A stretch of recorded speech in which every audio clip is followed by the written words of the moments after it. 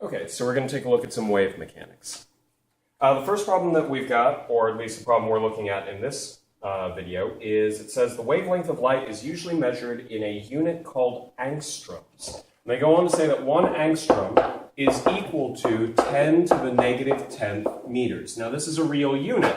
It's actually used quite a bit in both astronomy and in parts of chemistry where they deal with spectroscopy. I've done a good amount of work in astronomy, and with some of the spectroscopy, I am very used to working with angstroms.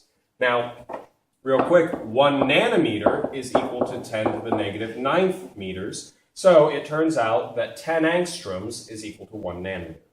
Now, they give the following information.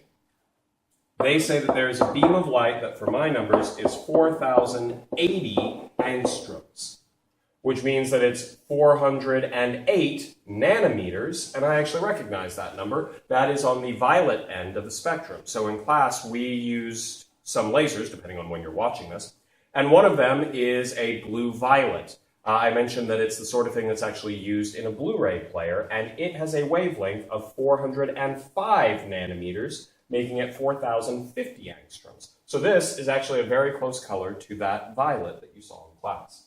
That being said, let's move forward. They also give us that the wave speed, since it's light, is equal to the speed of light, c, which is 3 times 10 to the 8th meters per second.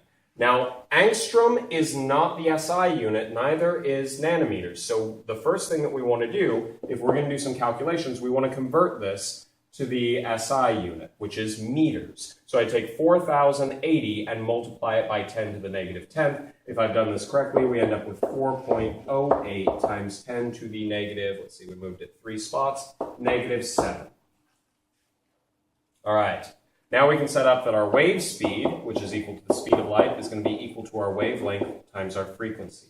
We put in 3 times 10 to the 8th meters per second equals, we said 4.08 times 10 to the negative 7th meters times our frequency.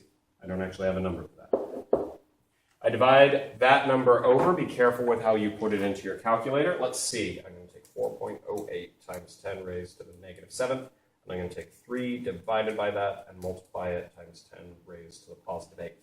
So, you're going to end up with a very large number. It is a very large number. It comes up to 7.353 times 10 to the 14th hertz, which is the actual frequency for it. Visible light is up in the times 10 to the 14th hertz range. So that's a good thing to, well, at least with what we're solving, that might be worthwhile keeping around, that you've got an idea of what the range is.